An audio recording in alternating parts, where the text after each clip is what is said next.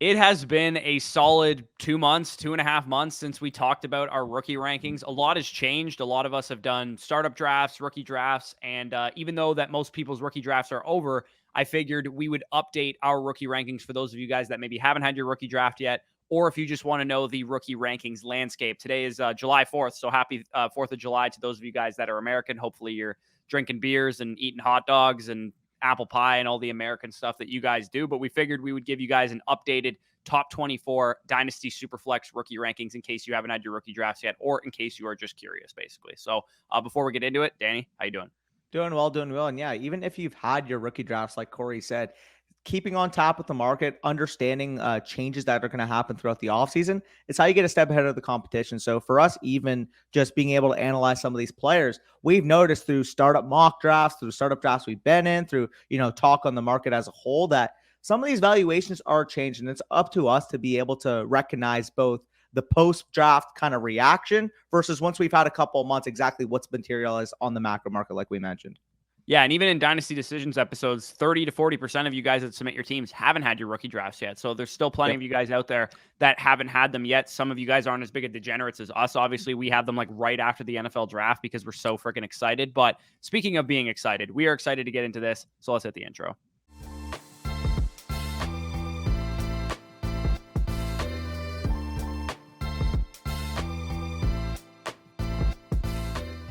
All right. So as we mentioned, we are basically just outlining the changes to our rookie rankings. We're not necessarily going to go delve in deep on, each of these guys' player outlooks. The video that we did back, at the beginning of May, talking about what happened right after the NFL draft, most of that stuff is still relevant. Basically, what we're going to be doing in today's video is talking about all of the things that have changed since the first rendition of this video. And the first change that we have here is the top 20 assets tier, which is basically Bijan Robinson, Bryce Young, and Anthony Richardson. When we first did this video, the first tier was just Bijan Robinson because in most rookie drafts, he was the consensus 101. And I would say for the most part, he still is. But startup value dictates that these guys are relatively on par. If you go to their values on Keep Trade Cut right now, it's not much different to go from Bryce Young to Bijan Robinson or from Anthony Richardson to Bijan Robinson. Again, these are our rankings, but we are taking into account what the market is thinking. So knowing that Anthony Richardson is the consensus quarterback one, for most people, he has to be up here in a tier with Bryce Young and Bijan Robinson, because I would say, even more so than most people, Anthony Richardson is usually the second rookie off the board in startup drafts. Yeah, 100%. Anthony Richardson specifically, I actually have seen, whether it's been a mock draft or even in a rookie draft, I've been hearing from some of you guys that Anthony Richardson, for a team that is not ready to compete, that has been unable to move the 101, he's been the 101 in some of those leagues. So if that's indicative of what the macro market is kind of at in terms of the upside of these quarterbacks relative to the running back position that Bijan represents, nobody is arguing that either of these guys are better prospects at the quarterback position than Bijan is at running back. It's just us inherently understanding that the running back position is going to be devalued. And if we're betting on any of these top three assets to potentially be first round, top 8 overall startup picks, the bet is not going to be on Bijan Robinson. It would be on one of the quarterbacks. So I do think that adding these guys to the same tier isn't a reasonable play. Of course, for us, we still have Bijan, like Corey said, as our clear 101, a guy who's more so in the top 15 range, whereas Bryce Young and Anthony Richardson, they're in the same tier, but they're more so our 16 and 17 overall players in Superflex. Yeah, because it's difficult. You need to value the positional advantage that Bijan gives you at the running back position because, Bryce Young and Anthony Richardson, while they have the upside to be higher startup picks, they're not going to be a positional advantage at their position because there's still the Patrick Mahomes, Jalen Hurts, Josh Allens of the world that they are probably never going to overcome. Maybe at the absolute nuts range of outcomes, they could be remotely on par with those guys. But for the most part, they're going to be, locked into that like quarterback 6 to 10 range at the highest range of outcomes. So that is the first major change that we had, which is that these top two quarterbacks are pretty much on par in Bijan's overall market value. It costs about 2+ first-round picks to get either guy. We value Bijan Robinson as 3 first-round picks, and Bryce Young and Anthony Richardson as like 2 first-rounders plus. But the market seems to be on par, saying that these guys are relatively similar. The next change that we have in our first video, we had CJ Stroud in a tier with Bryce Young and Anthony Richardson as the guys right after Bijan Robinson from 102 to 104 that we were taking. The market was vastly higher on Jahmyr Gibbs and Jackson Smith-Njigba throughout the course of the entire draft process, as well as, most of the rookie drafts that we were in. I know I got CJ Stroud at 105, 106 in some leagues. I'm sure, some of you guys out there got him at a good value as well. And again, I understand it to some degree because Jahmyr Gibbs has already vaulted himself up to like the running back 3, running back 4 on dynasty markets, according to Keep Trade Cut right now. And getting a top 5 dynasty running back who's 21, 22 years old versus CJ Stroud, who is a young quarterback and could be a great longevity piece, but his ceiling is kind of capped at like the quarterback 10 to 12 in dynasty at the highest range of outcomes. So I kind of do understand the market's sentiment to say that they might take Jahmyr Gibbs over CJ Stroud. Although, longevity standpoint, if you're a rebuilding team, you probably want the young quarterback. Yeah, for sure. The reason why I'll just switch to my rankings as well. The reason why I also moved Jahmyr Gibbs over CJ Stroud. I saw CJ Stroud as the second in this tier. I have him over JSN. We'll get into that in a second. But the reason why I moved Jahmyr Gibbs over CJ Stroud, like you kind of said, is point blank simple. If we're looking at the dynasty running back landscape, Jahmyr Gibbs, like you said, can easily be a top 4 overall running back at this current point. And a lot of the teams that we have, if we have picks in this range, are productive struggles, are teams that are entering a house money window that we're about to be ready to compete. And with a guy like Jahmyr Gibbs, he's going to be more advantageous for us specifically when we have quarterback rooms that already consist of Lamar Jackson and Jalen Hurts. Jahmyr Gibbs getting added to our teams to be our running back 1s or 2s are going to be more valuable than adding CJ Stroud to be our QB3. So that's a slight micro difference I've noticed in my own drafts, is that I'm tending to favor Jahmyr Gibbs, a guy that I view personally as a top 3 overall running back in Dynasty. But like you kind of mentioned, CJ Stroud is still more than fine at this spot, a guy that I'd be comfortable taking in that early-ish type of portion of the 3rd round of startup drafts. I personally can't get to JSN over him yet because I do think that CJ Stroud has the path to be a Dak Prescott level, extremely fundamental quarterback. He may not have the pure rushing ceiling, but if he adds a little bit of mobility to his game like he showed, which he can do against Georgia, I wouldn't be shocked if he can become, 85% of Joe Burrow. Yeah, I think the reason I have JSN, so I'll make the case for JSN over CJ Stroud, because I think the reason I have it is, number one, we know the market's infatuation, love for JSN, yep. right? So if JSN goes out there and has a great season alongside DK Metcalf and Tyler Lockett, then I think his ability to accumulate value will be that of a top 5 to 8 dynasty wide receiver. Yep. Whereas CJ Stroud, like you said, he doesn't really run that much. He showed a little bit of it at against Georgia in the semifinal. But the thing with CJ Stroud that we got to remember also, that when we talk about these Dak Prescott comparisons, is that he's throwing to Nico Collins, Tank Dell, and John Mechie, right? So it's difficult to understand a world where CJ Stroud is this lights out fantasy producer, at least until probably year 2 or year 3 of his career, when the Texans are able to build around him. Maybe they trade for Brandon Ayuk next offseason. Maybe they sign a veteran wide receiver that is going to help him. Either way, they traded obviously away their pick that might have ended up being Marvin Harrison Jr. To trade up for Will Anderson. Maybe they could still get Igbuka with the other pick that they have, because they still do have Cleveland's 1st round pick. But either way, I think looking at CJ Stroud, there's more volatility to his value. Yes, he's a quarterback and he's going to be insulated to some degree, but I think JSN's love on the market will insulate him more than CJ Stroud for that reason. And I think the ability for him to climb in startup rankings is higher as well, because CJ Stroud, like I said, his ceiling's probably like quarterback 10 to 12 in dynasty startups, versus JSN could be a top 5 dynasty wide receiver this time next year if he has a great breakout season as a rookie. I will say I do think the ceiling for CJ Stroud on the market, given the fact that he'll be a 22-year-old franchise quarterback, would be a little bit higher. Like, I think personally, if he has a good rookie season, not even just like a top 10 overall, like Andrew Luck type of rookie season, I'm more so saying like he looks solid, he shows flashes, and people can point to the age. I think there's a scenario where he could be potentially going above Kyler and Deshaun next year at that early second portion. Again, I wouldn't rank him there, but I can see the market kind of vaulting him up that area. I do understand, though, that there is more volatility. He could be a case of where the second-year quarterbacks were a couple years ago, where Trevor Lawrence, Zach Wilson, Justin Fields hadn't really proven themselves going into the last offseason, but obviously 2 of those 3 did. Zach Wilson, another story, but they were 3rd-round picks. JSN, for the most part, as long as he has a, very, very good showing in his rookie season, which I think is kind of the expectation because he's going in the 6th round of best ball drafts right now, he could very easily be where Garrett Wilson, Chris Olave are going. So I think that's a little micro difference. I think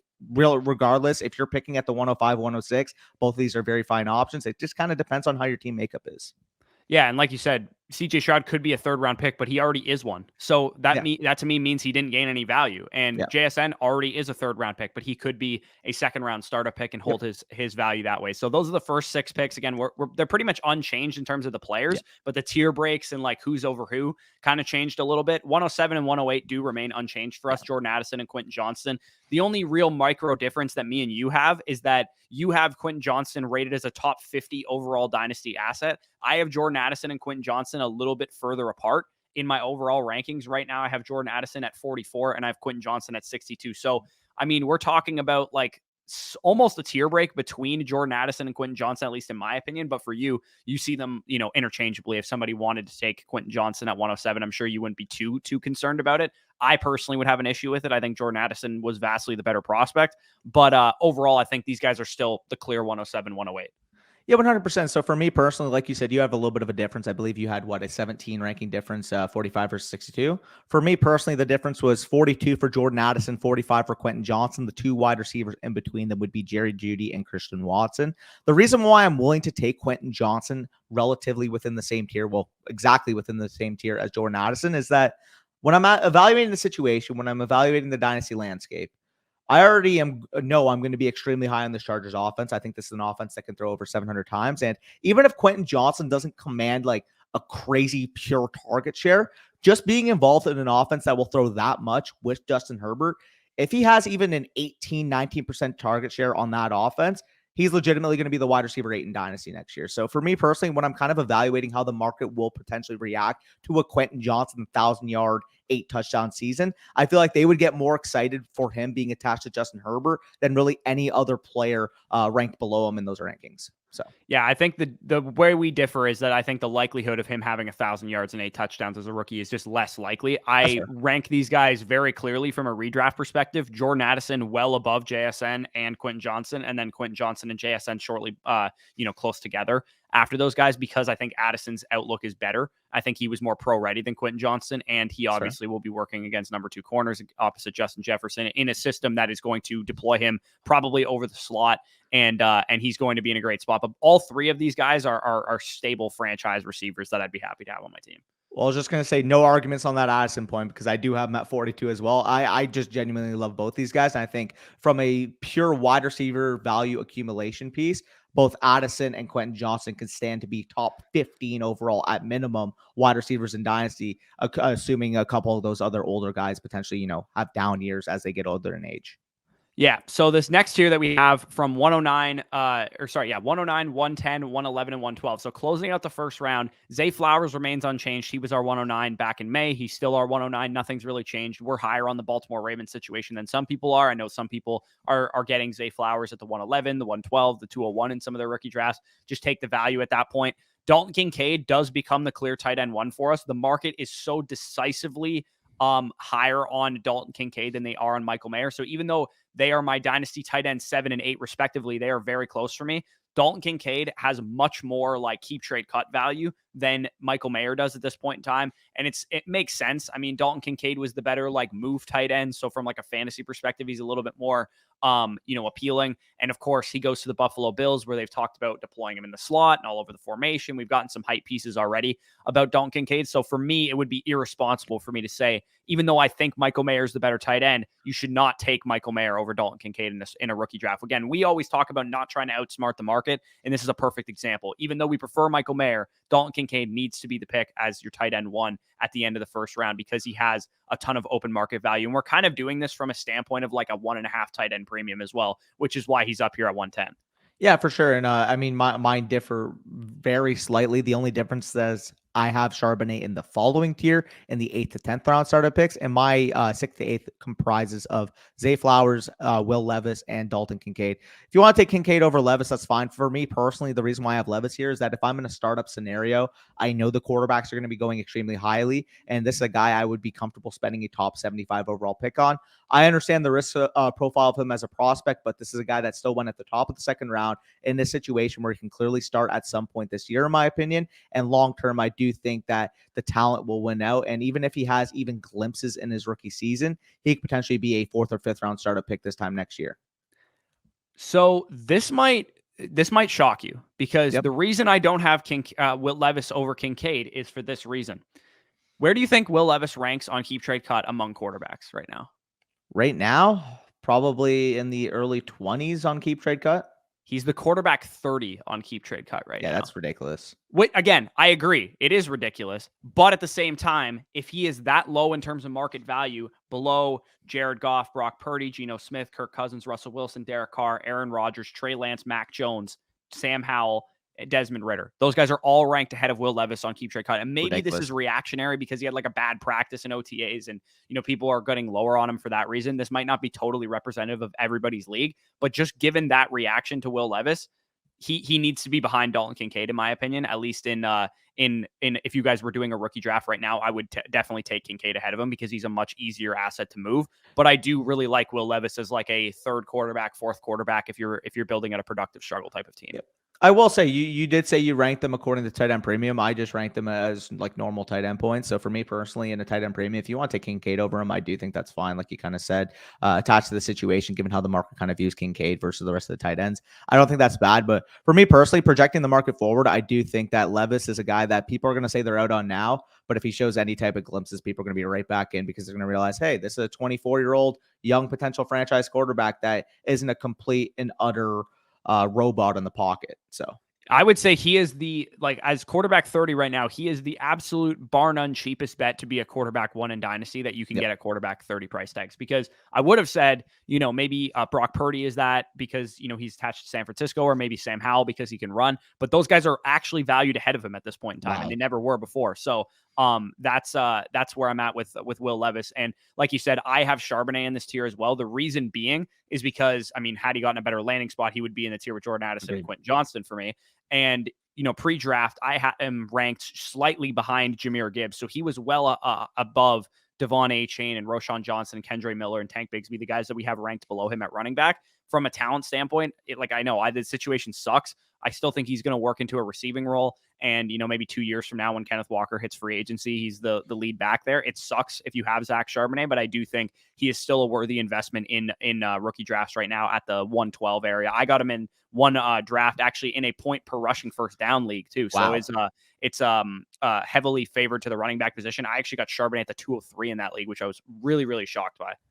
Yeah, no, 100%. I think he's a very talented player. Where do you have him ranked overall? Because I don't actually think we have much of a difference in terms of overall ranking. I have Charbonnet at 77. He is one spot behind Dalton Kincaid, one spot ahead of Will Levis for me. So Kincaid, Charbonnet, and Levis, I have from 76 to 78, and then I have Zay Flowers 5 spots ahead of both of those, of all those guys. So I do have a little bit of a disconnect. For me personally, I'll just show he's actually in the tier below. He's in the 8th to 10th round startup range for me versus the 6th to 8th. He's actually a trio, 3 in a row. These 3 guys are literally back to back to back in my rankings in the order you see. 95 Achane, 96 Charbonnet, 97 Mayer. I do understand, for your case, you're going to say, okay, Charbonnet, more talented player landing in Seattle, higher draft capital. I understand it. And not to mention with Devon Achane, there is the potential market risk that Dalvin Cook signs there. I would be willing to lower him then. But if we're going through the season and they don't add a running back to this backfield, I do think the way that the dynasty community works, if Devon Achane goes out there in a single week within the first 5 weeks and has a 100-yard from scrimmage, 1 touchdown type of game, the guy could be like the RB11 in dynasty after that. I think I agree with you and disagree with you at the same time on that point, because I think the dynasty market is aware that Devon Achane will never become a workhorse running back, just given his size. He's 188 pounds. It's just probably not going to happen. But I do also think that the market will be volatile on Devon Achane because we talked about his size for 3 straight months. And if he doesn't have a game his entire rookie season where he doesn't command more than 13 touches or something like that, people might really, really sour on him quickly, the way they did with Rondale Moore, who the dynasty market was obviously very high on when he was coming out too. I think when it comes to size, people are not willing to buy in on small sample sizes. I think we do that when it comes to a Dameon Pierce type who has the workhorse ability and the workhorse size. So for me, I do see a sizable difference, at least between Devon Achane and Zach Charbonnet at running back.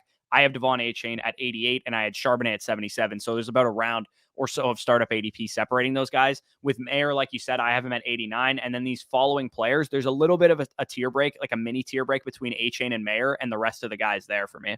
So you actually have all 3 of these guys higher than I do as well, which is funny. Because I have these Yeah, guys. well, From I mean, 95 I to tend 97. to rank young players higher just at face value because Respectable. typically our strategy entering rookie draft or Yep, entering startup drafts is usually to go younger and go for sure. productive struggle. But in the 8th to 10th round startup pick tier that we have here, those guys are 8th round startup picks. Josh Downs is a 9th round startup pick in my rankings, and then Roshan Johnson and Kendre Miller are both 10th round startup picks. So this is kind of like a vast tier. It spans a lot more picks than the previous tiers that we've talked about. But all of these guys I loved pre-draft. I mean, minus A-Chain, but he gets like the golden landing spot.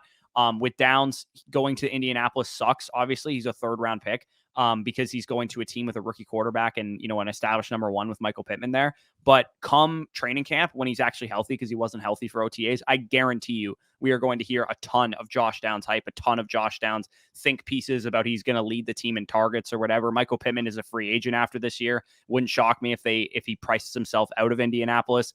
And then with Roshan Johnson and Kendre Miller, both of these guys have clear roles. I think once they take over with Kendre, Kamara's there for 2 more years, at least contract wise and dead cap money. I don't exactly know how that situation is going to play out, which is why he ranks behind Roshan Johnson, who again, come training camp, I think he's going to have another situation to Josh Downs, where we hear that Roshan's the best running back on the team. He's getting snaps with the ones. We see it in the preseason and that kind of thing. Roshan is my bet for this year's Dameon Pierce, this year's Tyler Algier. And I don't want to be timid on Roshan Johnson. I'm going to rank him aggressively because if you guys are doing rookie drafts before training camp, I do think at the very least, you're going to have selling windows during training camp. If right after your rookie draft, Roshan has a report come out that he's going to lead the team in carries or something like that. That's why I'm ranking Roshan this high. Yeah, no, that's definitely fair. For my rankings, I actually, so you guys have them, or you have them all in the 8th to 10th round area.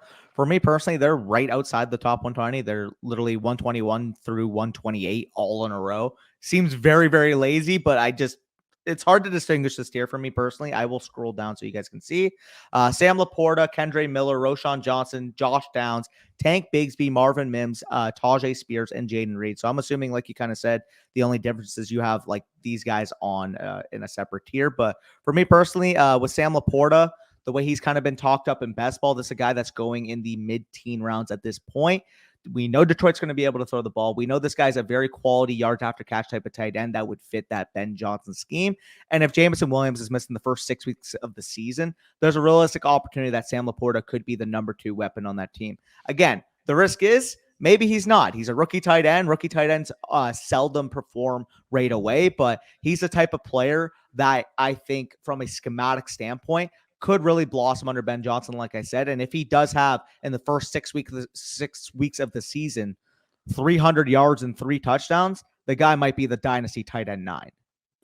Yeah, that's definitely possible for Laporta. And for what it's worth, the difference between Kendre Miller, who I have in the previous tier, and then Sam Laporta, who I have in this tier, is only like 9 picks of startup ADP. And Jaden Reed actually is right after Sam Laporta. So you could, I mean, based on how my rankings are set up, you could probably make the argument that they should both be in this tier with A-Chain and Mayer. But just given the nature of how we name the tiers, 8th to 10th round versus 11th to 13th round is how they ended up shaking out for me. But I agree on Sam Laporta. He could absolutely raise his value a ton. And then same goes for Jaden Reed. I know he's going to get a lot of hype pieces in training camp because he's a jitterbug athlete. He's going to be the starting slot receiver probably by the first week of the season, if not midway through his rookie season. So I think he'll definitely have some possibilities to raise in value. And then just to make sure you guys know who we're talking about here, I'm just going to list the next names. We have Marvin Mims here. Then we have Tank Bigsby, Jalen Hyatt, Cedric Tillman, and Jonathan Mingo. That closes out my second round. So my top 24 rankings. With Mims, I mean, like the type of profile that he had was definitely solid. He goes in the second round of the Denver Broncos. I actually initially, I believe, had Jalen Hyatt and Cedric Tillman ahead of him because during the draft process, I thought they were better prospects. But the second round hit rate of a wide receiver is higher than a third round hit rate of a wide receiver. Plus, there's more ambiguity in Denver than I initially anticipated. I thought it was going to be, Judy and Sutton and Tim Patrick as the main guys. Mims will be on the field a little bit more seldomly, but we're hearing more rumors that like Sutton might be on the block. Judy might not get extended. Whatever the case is, long-term, I think Marvin Mims is a great rebuilding asset to go after. And then with Hyatt, he's got a wide open receiving core in the Giants there. If he's a good player, he can carve out a role. Cedric Tillman's probably not going to do much his rookie season. But if we get some prototypical Amari Cooper missing games or Elijah Moore is not fitting into the offense, Donovan Peoples-Jones is a free agent after this year. He's another one of those guys like Mims that is a good guy long-term. And then Tank Bigsby is the handcuff and one of the best offenses in the NFL, at least in my opinion. I think the Jaguars are really, really going to break out this year. And even if Travis Etienne is the lead back there, gets 70% of the work or whatever, Tank Bigsby is going to be a premier handcuff at the very least. And if not, have some goal line opportunities or some early down work to be a decent option, especially if you guys play in Dynasty Best Ball leagues. And then I'll let you talk about those guys, and then we'll tackle Jonathan Mingo, because I'm sure a lot of people think he should be higher than this. Well, the only real differences I have here, because I actually have a separate tier below, simply because that's where I have them indicative in my rankings. But you have Hyatt and Tillman here. I have them in the tier below. Actually, I have Tillman not on the list personally. So I have Hyatt the tier below, and I actually have Tajay Spears ranking in this tier. You kind of already made the case on some of those running backs. Obviously, Kendra, Roshan, Josh Downs, you have a tier above, so you like them even more than I do, even though I'm very high on them.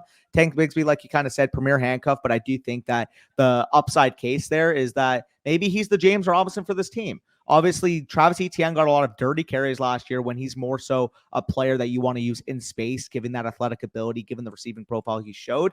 I do think there's a possibility that he's used more so in that facet, and that those ugly between the tackles, 8 to 10, 3rd and 4, 2nd and 5 type of carries are going to go to Tank Bigsby. And if that's the case, and he has the opportunity to work some on the goal line as well, I do think he's got a very good path to paying off at second round value. Like you said, Marvin Mims, very ambiguous wide receiver core in Denver outside of Jerry Jeudy, like you kind of said there. The main difference, though, is Tajay Spears. Reason being is that he does have a pretty interesting profile on a team that, outside of Traylon Burks and maybe, the odd Chigaconko truther out there, they don't really have many set weapons. And this receiving profile that Tajay Spears has behind a running back who, God knows, given the workload he's been seeing, we don't know when exactly he's going to break down. With this type of profile, with that type of receiving efficiency that we could see, not to mention in the potential game scripts we could see from the Titans this year, I wouldn't be shocked if he had, it's kind of tough to say. Obviously, if Derrick Henry is healthy, he's going to have a big role. But if Derrick Henry misses any time, Tajay Spears could legitimately be one of the fastest risers in Dynasty. So that's the easiest way to put it. Yeah, this is not a lot to like about Tajay Spears' situation, because he's behind Derrick Henry, who I do think has still some left in the tank. I don't think they're just going to cut bait with him. Maybe they trade him midseason if they're a terrible team or whatever. Tajay Spears also, it's been reported that NFL teams think he might only last 2 or 3 years in the NFL because of the knee injuries that he suffered over the course of his career. He's also sub 205 pounds, which means he's probably not going to be a massive workhorse running back. To me, I think he's just like a flex play, is probably what he's going to cap himself out at. Chase Edmonds? Yeah, like a Chase Edmonds, Tariq Cohen type of option. He can be good for fantasy, but I would rather take the swing on some of the guys. Like, I'm not even a big Jonathan Mingo guy, but I would rather take the swing on Jonathan Mingo, given the size profile that he boasts and some of the things that I saw from him on film. Mingo traditionally goes much higher than this. So if you guys haven't had your rookie draft yet, I would absolutely avoid Jonathan Mingo at the 202, 203 area where he's currently going.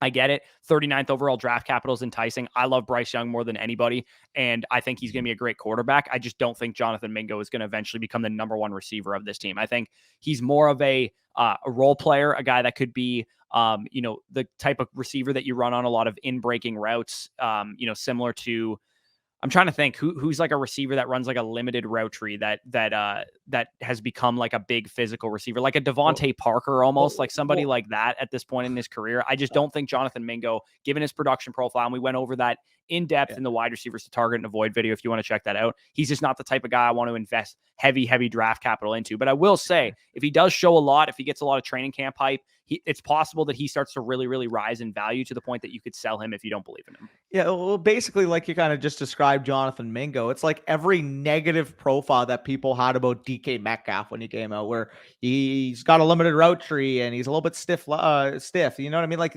people just fucking ran every single narrative they could about DK Metcalf. And I think you even said that in the pre-draft profile, that Jonathan Mingo is just like the negative profiles that people had for Metcalf. Well, yeah, because he was like just as unproductive as Metcalf, except Metcalf was like 100th percentile athlete versus like a great athlete like Jonathan Mingo is. 80th. And also the film was the major difference. As you saw it on film with Metcalf, he was just a much better receiver than what he showed on paper in his statistics. And Mingo to some degree is as well. I think his film was better than his numbers, but it's an uphill climb Completely for the different. Yeah. profile that he has. And we do also, I mean, you talked about some of the honorable mentions. I have a couple honorable mentions here. Chase Brown is my 25th ranked player. I think he would absolutely move up a little bit more than this too if we heard anything about Joe Mixon potentially being cut or something like that. I think Chase Brown is a premier third round sleeper. I talked about him in the top 5 rookie sleepers video because of the Joe Mixon situation, because of what I thought of him coming out of Illinois. I already talked about how I'm a little bit lower on Spears. So that's why he's my 26th overall player. And then Rashee Rice, who we can talk about really fast and then get out of here, is a prospect that neither of us were high on, like historically low reception perception numbers. The guy just can't separate. And I get it. He has Patrick Mahomes as his quarterback and Mahomes a gunslinger. Maybe he throws it up to Rashee Rice. You don't do that with rookies. If you're DeAndre Hopkins at this point in his career, who you can throw it up and he's had this long track record of going up and getting it, maybe. But Rashee Rice needs to develop as a route runner, and it's not. I don't think it's necessarily a lock that happens. And as much as the second round draft capital of the Chiefs is enticing, I would let somebody else draft him. Well, it's funny because it's like if he was just, a mediocre to slightly bad route runner, like we'd be talking, okay, you know what, Chief system, we probably could have bought into it. But this guy was one of the worst charted route runners, one of the worst charted separators according to reception perception. I believe every single one of his 3 metrics in terms of man zone and press were under the 10th percentile of college receivers that Matt Harmon is profiled. So it is a little bit risky there, not to mention the landing spot with the Chiefs is going to prop up his value way out of the range we'd be willing to take him. The differences you mentioned in terms of getting out, I just have a couple more that I quickly have to go for. Like you kind of said, you made the case for Jonathan Mingo. I currently have him in that 13th round area. Jalen Hyatt, same type of situation. I don't exactly view him as being a, consistent target hogging type of wide receiver. He's more so that, better and best ball, Marcus Valdes-Scantling type, where maybe he'll have 4 or 5 targets and turn it into 80 yards every odd game. So that's the last of my top 24. My honorable mentions, you said Rashee Rice, don't really have to spend much more time on him. You made the case for Chase Brown. Again, any Joe Mixon news, this guy is going way up. I also have to throw Hendon Hooker in here simply because of the startup dynamic that, typically speaking, we will see the quarterbacks push up the board. And as much as I don't like Hendon Hooker, I do think the market is going to have him vastly higher than where we have him. But like if he's available in the 13th, 14th round of a startup, I think he kind of has to be a pick there.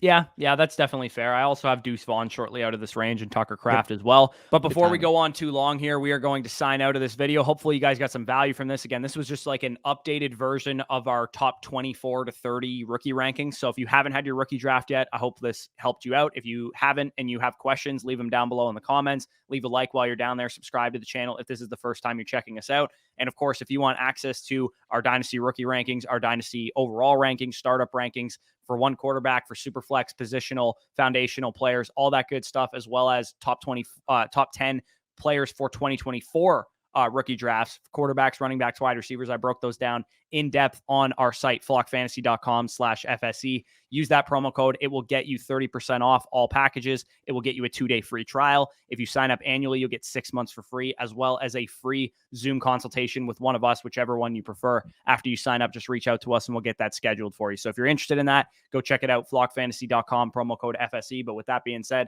peace out, and we'll talk to you soon.